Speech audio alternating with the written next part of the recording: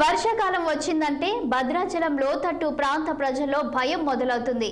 భద్రాచల గోదావరి పరివాహక ప్రాంత ప్రజలు వర్షాకాలంలో ప్రాణాలు గుప్పెట్లో పెట్టుకొని బ్రతుకుతున్నారు. ఈ క్రమంలో లోతట్టు ప్రాంతాల ప్రజలు వారి నివాసాలను ఖాళీ చేయాల్సిన పరిస్థితులు నెలకొన్నాయి. ప్రస్తుతం కరకట్ట నిర్మాణం నాసిరకంగా జరుగుతుందని స్థానికులు ఆరోపిస్తున్నారు. అధికారులు దగ్గరుండి పనులు చూడాలని ప్రజలు కోరుతున్నారు. గోదావరి వరద ప్రభావానికి సంబంధించిన పూర్తి సమాచారం మా ప్రతినిధి అయ్యప్ప అందిస్తారు. సంవత్సరాల క్రితం భద్రాచలం గోదావరి వరద ఉధృతికి లోతట్టు ప్రాంతాలు పూర్తిగా జలమయమైన సంఘటన తెలిసిందే.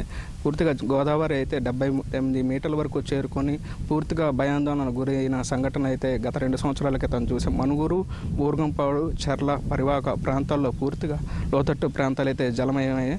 ఈ క్రమంలోనే వాటిని దృష్టిలో పెట్టుకొని ఇప్పుడు జిల్లా యంత్రాంగంతో పాటు మంత్రులు పొంగులేటి శ్రీనివాసరెడ్డి, తుమ్మల నాగేశ్వరరావు, ఉప ముఖ్యమంత్రి బట్టి విక్రమార్క పూర్తిగా చొరవతోటి ఈసారి కోనవరం రోడ్లో ఉన్నటువంటి 700 మీటర్లతో 38 కోట్ల వ్యయంతో ఆ పనులైతే కరకట్ట నిర్మాణం పూర్తి చేయడం జరుగుతుంది.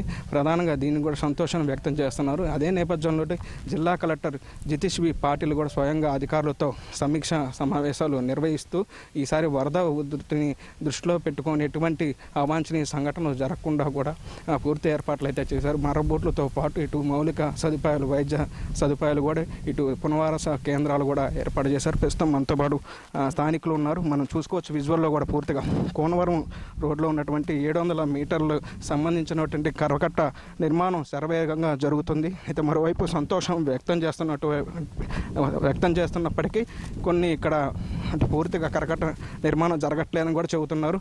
చెప్పండి, అసలు ఇక్కడ ప్రాబ్లం పరిస్థితి ఏంది? కరకట్ట నిర్మాణం జరుగుతుంది, ఇది సంతోషం వ్యక్తం చేస్తున్నారు మరి కొంతమంది, ఇక్కడ అంటే లోపాలు అంటున్నారు. ఎటువంటి లోపాలు?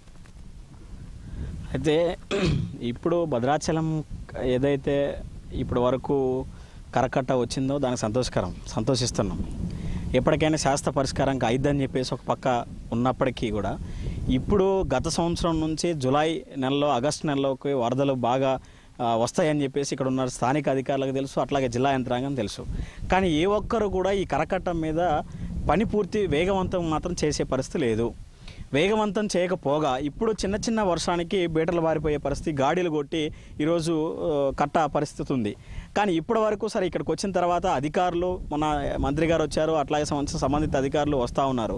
ఎవరో ఒకరు వచ్చినప్పుడు మాత్రమే ఇక్కడ మాత్రం పని స్పీడప్ చేస్తూ ఉన్నామని చెప్పేసి, క్వాలిటీగా చేస్తున్నామని చెప్పేసి గోతులు తీసి చూపిస్తూ ఉన్నారు. జిల్లా యంత్రాంగం ఈసారి అప్రమత్తం అయ్యి కూడా అంటే లోతట్టు ప్రాంతాలు కూడా ఎటువంటి ఇబ్బందులు కలగడం, వరద ఉధృతిని దృష్టిలో పెట్టుకొని ప్రత్యేకమైన ఏర్పాట్లు కూడా పూర్తి చేశారు.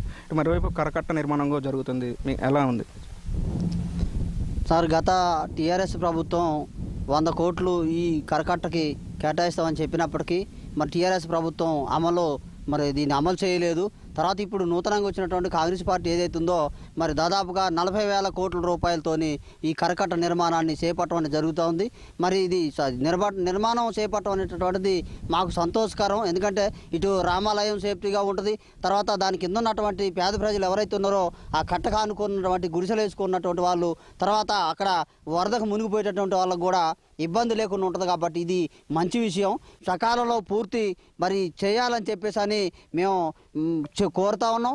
ఎందుకంటే అన్ని వేల కోట్ల రూపాయలు గవర్నమెంట్ ఇచ్చిన తర్వాత మరి ప్రజలకే సేఫ్టీ కోరుతూ గవర్నమెంట్ ఇచ్చినప్పుడు ఈ డబ్బుల్ని కరకట్టకి మరి బాగా మరి బలంగా కట్టి ప్రజలకి సేఫ్టీ జరిగేలాగా చూడాలని మంత్రులు కానీ మన జిల్లా కలెక్టర్ గారు కానీ ఈ కట్ట పర్యవేక్షణలో ఉండి మరి చేయించాలని చెప్పి తొందరగా పూర్తి చేసే విధంగా చేయాలని చెప్పేసి అని మేము కోరుతా ఉన్నాం. మరోవైపు సంతోషం వ్యక్తం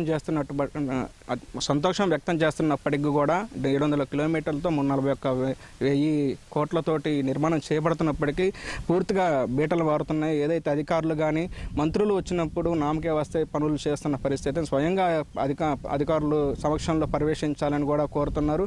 ఇటు రానున్న వరదల నేపథ్యంలో కూడా లోతట్టు ప్రాంతాలు మునిగే పరిస్థితి నేపథ్యంలో ఇప్పటికే కరకట్ట నిర్మాణంతో సంతోషం వ్యక్తం చేస్తున్నప్పటికి కూడా ఇది పూర్తిగా నిధులు అనవసరంగా దుర్వినియోగం జరుగుతున్నాయని కూడా స్థానిక నాయకులు కూడా ఆవేదన వ్యక్తం చేస్తున్నట్టు. దీన్ని దృష్టిలో పెట్టుకొని కరకట్ట నిర్మాణం కూడా నాణ్యతతో చేయాలని కూడా కోరుతున్నారు. కెమెరామెన్ రాజుతో అయ్యప్ప, 6 టీవీ, భద్రాచలం.